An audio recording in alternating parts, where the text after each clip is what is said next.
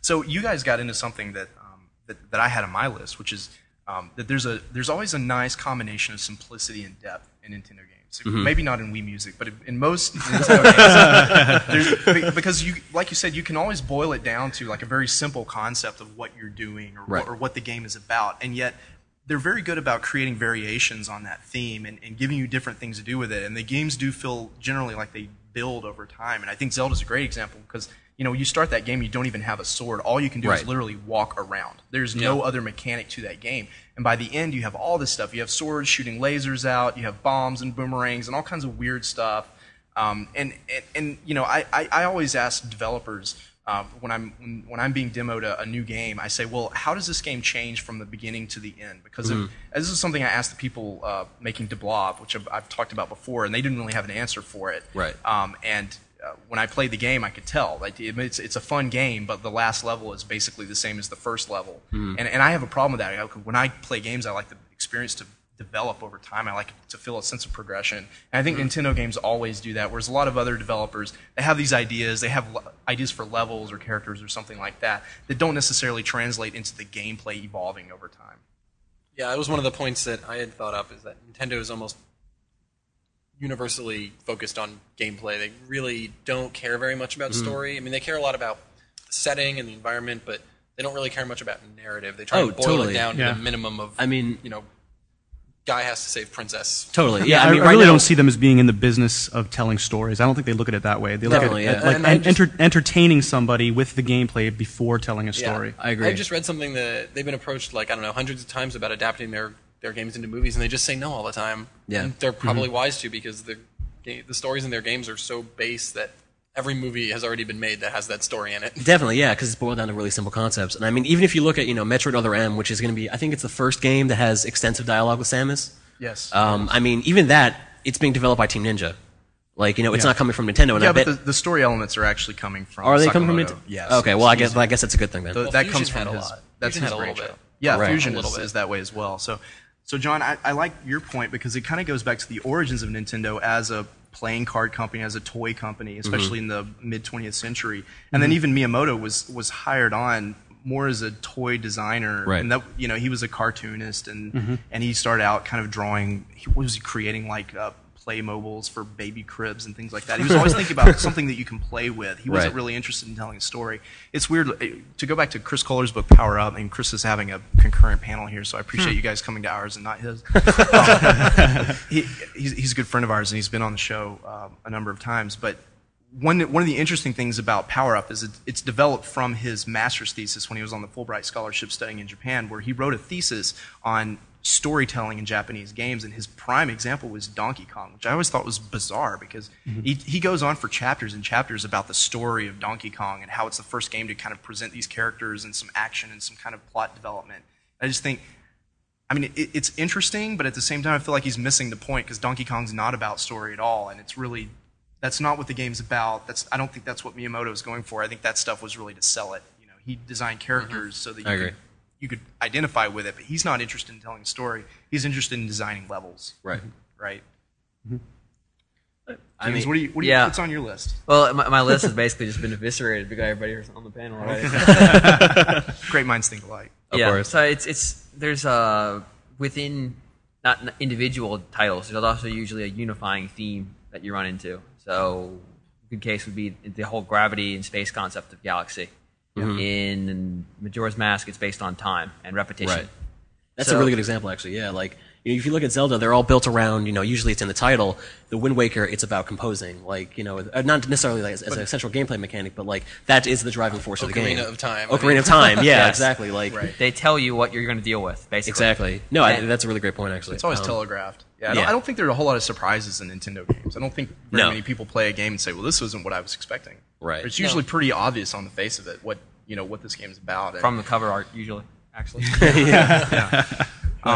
So one thing we haven't really mentioned so far is control. I think Nintendo is widely lauded across the industry for controls, especially Miyamoto.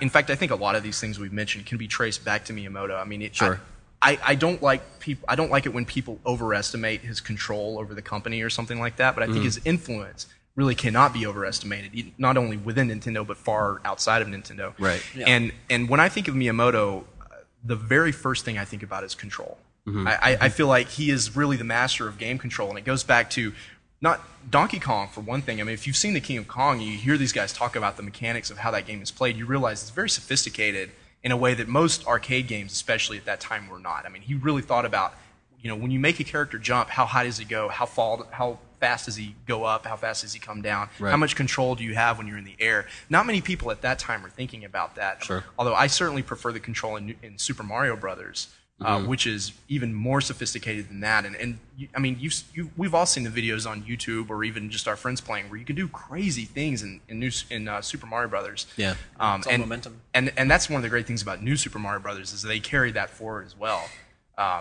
The mechanics are so good, and they're simple, but at the same time, there's actually a lot you can do with these mechanics, just jumping and sliding and running around.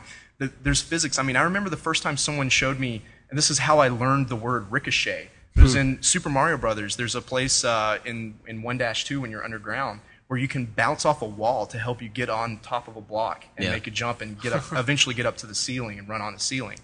And I thought it was so strange that this game lets you bounce off walls as a mechanic to actually get you a shortcut. Right. And then also in that same level, there are a lot of great places where you can slide. You can just take a running slide and crouch while you're going and go underneath a pile of bricks and get under there. And it's such a weird thing. It's not really needed to play the game, but it's in there for people to discover. Well, that's something that we were talking a little bit about, before we started, is as one of your points, which I thought was really, really good, about like how in Nintendo games everything is there for a reason. I think you were talking a little bit about Shadow of the Colossus as an opposite example. I mean, I don't know if you want to go into that. But everything in that game is there for art. Exactly, not necessarily for gameplay. It's there, to be an exploration tool. You're exploring it to explore it. But Wind Waker was the example that he offered. Exactly, yeah. Like if an island is in Wind Waker and you stop at it, something's on that island. Like it's there to. Island. There are no useless locations. There are no empty locations in Wind Waker. Everything is there for a purpose, and the ocean really. Right. I mean, it's that way in all Zelda games, but the ocean really exemplifies it because there's literally nothing in between the points of interest. Whereas in the overworld, you have some bushes here. You might think there's a secret there, but there's really not. Right. I mean, you think about the first Legend of Zelda where you're just going around burning bushes everywhere because you're not sure where the entrances are. They've really gotten away from that. That was common back in the 80s, and that was one of the first things I think that Nintendo stamped out of their game design philosophies. We don't like that. Going back to what you had said about bouncing off the wall in Super Mario Brothers, that's a mechanic that you were never even taught in the game. You have to figure it out in yourself, and it's something that Nintendo does where things can be really simple for the average player, but then if you got a really experienced hardcore player, there's a whole list of controls that I don't think in Super Mario Galaxy, I don't remember once ever being told how to long jump or wall jump. It's just all stuff that I carried over from Mario 64, and it still works. Well, and it lets you get around the levels a lot faster, and they never even tell you how to do it. Well, that's something that I think is really important with Nintendo, is that they make their games that are accessible for anybody, but that if you put in the time, it will reward you for, sticking by. Right. Yeah. That's almost always true. I had that on my list, carrot and stick gameplay. Exactly, yeah. They're pretty much masters of it. Sure. So, as far as how these characteristics have evolved over time, we talked mostly about older games from the 80s, etc. How do you guys feel, especially in the Wii generation? Right. Are these things still going on? I mean, does a Nintendo game still feel like a Nintendo game, or how has it changed? I mean, I feel like they have definitely been influenced by outside developers. Definitely Western gameplay plays a big part in what their core audience, what they're looking for now. I mean, lots of sports games, like obviously Mario Sports is everywhere. Wii Sports is obviously a really big part of what they did with the Wii. I mean, but as far as what I'm trying to think of how I can phrase this, but actually, why don't we circle back to it? Well, actually, just to make a comment on the sports games, they all kind of follow that same mold, though. They're all fairly simplistic in their mechanics. They usually have some kind of unifying concepts behind them. Yeah. That you can usually do more than is explained. I mean, it basically does the same things. They just apply it to a genre that is not generally their focus. Right. Yeah. Well, it's very interesting. It's kind of taking the concept of a sandbox. I mean, there's a lot of talk now about sandbox games. It's kind of, a big thing, but that is sandbox gaming in essence, because you can extend what you're doing beyond just what's in the instruction manual. Right, without having like a literal sandbox kind of structure to the game where it's just a place full of junk to mess with. Yeah. Right. Nintendo games tend to be more structured than that. Yeah, there's no open-endedness, have fun and explore and I don't know, go shoot up a bunch of huggers or something. Not often. Not often. No. Not really. Sorely missed. So this is one of my favorite parts about this topic, and what made me decide to go with this for the panel. I want to hear some examples or some thoughts on all of you about games from third parties and games on other platforms that feel like Nintendo games even though they're not. Because I think that then illustrates, that begs the question, well, what is it about it that makes it feel like a Nintendo game? And it's okay if you can't even define that, but you guys have some examples? Yeah, I think a good example is Patapon for PSP, just because it kind of like has a very engaging sort of art style, gameplay that is simple to learn but adds a lot of depth later on. You get into it, layers on, larger and larger boss battles. You're sitting there effectively playing the congos, conga drums kind of thing. And so that's just, it struck me when I first played it. I was like, this could easily be a Nintendo game just because of its art design, art It's direction. very family friendly too, Yeah. right? Yep, very general themes. How about you, James? So this is the one question I've struggled with. It's kind of it's hard to characterize a game where I can say, well, this feels like it's a Nintendo game, but I'm not sure I could think of one right off. Okay. Well, we'll go back around. Let me know if you Yeah. think of something. I get a lot of it in the Ratchet and Clank games. Yeah, definitely. I mean, it's not perfect. They kind of remind me a little more of a Mega Man kind of game. obvious, though, somewhat. isn't it? Yeah. I mean, they're the only. They've talked they're about almost that, like yeah. one clones, company left right? making action platformers, pretty much. Yeah. It's true. I mean, I feel though with Ratchet and Clank, it's veered off from its roots of like, being more of a Mario-style platformer. It's to more being back on its Yeah, roots now. it's. Well, I mean, I haven't played the most recent one, so maybe that's the case. But like Ratchet and Clank, the future game. Yeah.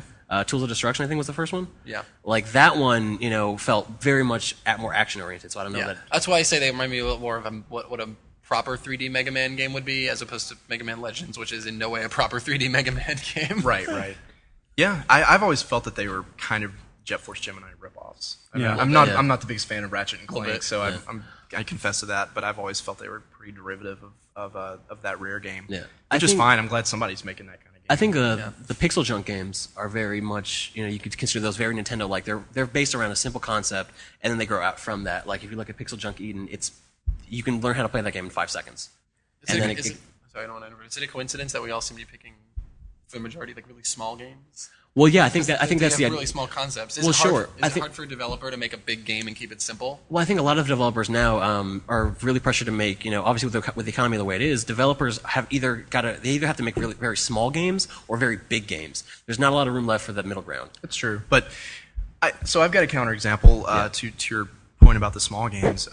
Prince of Persia: Sands of Time, I think, is a very definitely. Nintendo-like. I agree. In fact, Ubisoft in general, I think, has a Nintendo-like philosophy, and they don't always succeed. Right. And I'm talking about with their big games. I'm not talking about the shit they put out on Wii. But in general, I think Ubisoft has good quality control, and I think they do have a very they have a good design philosophy, and when you play their games, you really feel it. Sands of Time, especially because it is a 3D platformer, just taken in a different direction. The story is very elegantly told, I think. It's just, there's not too much talking. There's not too many mechanics. It's not overly complicated. Yeah, I mean, you can boil that down to time. You're just manipulating time and then using that to go through your platforming. I mean, you can boil Prince of Persia down to a very simple concept, which I think is really the Nintendo philosophy. Right. And another game I would point out that's definitely not small is it would be really any game in the Dragon Quest series. Going back to the first one is probably not fair because at that time I don't think Nintendo had a game design philosophy that had been around long enough to influence the original Dragon Quest or Dragon Warrior, as it was called here in America. But I think now at this point, you can really see because they have stuck so closely to the roots of that series, and they're expanding it, but in a slow, iterative kind of way. It's very family friendly. It's very open. As I talked about, I think before the show, like Dragon Quest VIII, which is my favorite one in the series. It has this amazing 3D world. It's very Zelda-like in that you can explore it. It's always pretty to look at. There's always interesting things to find. But when you find a secret area, you not only have the joy of finding a kind of a hidden, cool little alcove, but then it has a treasure chest in it. So it rewards you for exploration. And that goes all the way back to Legend of Zelda, which I think had to be one of the very first games ever made to have that kind of mechanic that really rewards you for exploration. So I think Dragon Quest is a good example of that. And again, it's very family-friendly. It's very cartoony. I mean, it doesn't surprise me that Dragon Quest is coming back to Nintendo platforms now with 9 on DS and 10 on Wii because it fits. It fits there better than it does anywhere else, really. When you brought up Prince of Persia, it reminded me that